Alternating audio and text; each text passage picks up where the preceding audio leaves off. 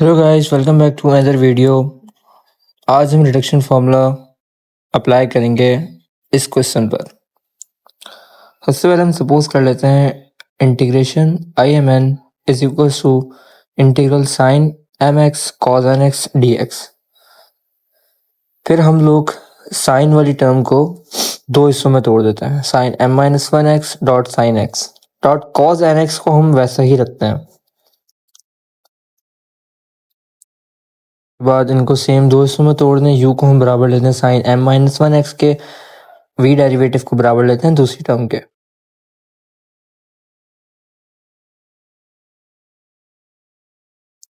फिर u वाली term का हम लोग डेरिवेटिव लेते हैं जो कि m minus one sine m minus two x आता है और साथ में cos x आ जाता है। उसी तरह v डैश वाली टर्म का हम लोग इंटीग्रेशन लेंगे दोनों तरफ। अब यहाँ पर हमें एक आइडेंटिटी लगानी है।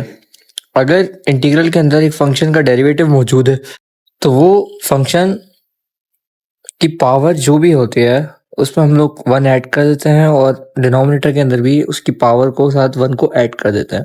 हम लोग यहाँ पे भी वही सेम आइडेंटिटी यूज़ करेंगे, चूँकि कॉस यहाँ पे था और उसका डेरिवेटिव साइन एक्स गिवन था जो कि माइनस साइन है, तो हमने माइनस माइनस दोनों तरफ ऐड कर दिया। तो हमारा जो v है वो बराबर हो जाएगा minus cos n plus one divide by n plus one का।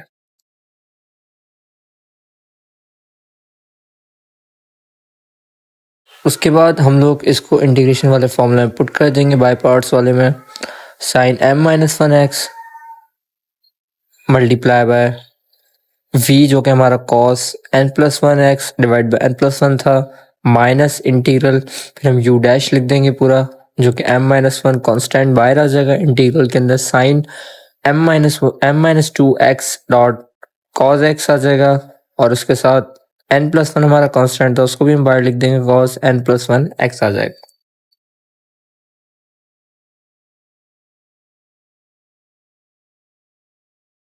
उसके बाद हम पहली टर्म को एज इट इज लिख देंगे, कॉन्स्टेंट्स को हम बाहर लिख देंगे, इंटीग्रल लगाएंगे। अब sine m minus two x dot, अब चूंकि cos और cos दोनों मल्टीप्लाई होंगे आपस में तो cos स्क्वायर बन जाएगा। cos स्क्वायर की आइडेंटिटी हम लगाएंगे one minus sine square x dot cos n x, हम वैसा का वैसा लिख देंगे। पिछली वाली टर्म सेम वैसे की वैसे आएगी, कॉन्स्टेंट भी बाहर वैसे के वैसे आएंगे।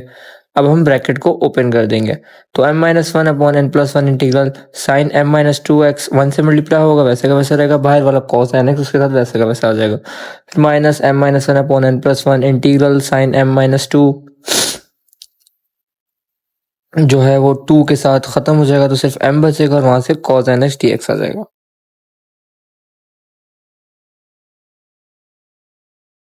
उसके बाद हम लोग पिछली वाली टर्म को वैसा का वैसा लिख देंगे। अब ये वाली टर्म हमारी I m minus two comma n के बराबर होगी और दूसरी वाली टर्म हमारी आई एम कॉमा एन के बराबर होगी जो कि हमने सपोज किया था। अब हम लोग जो एम कॉमा एन के कोएफिशिएंट्स उनको एक तरफ ले जाएंगे और आई एम कॉमा एन को हम सेपरेट करेंगे, सब्स्टिट्यूशन करेंगे, जिससे हमें फाइनल इक्वेशन ये मिल जाएगी। n प्लस वन वहाँ जाके मल्टीप्लाई हो जाएगा, n प्लस वन वहाँ जाके डिवाइड हो जाएगा। हम पहली टर्म लिखेंगे plus m minus one upon n plus one dot I m minus two comma n आ जाएगा, n प्लस वन।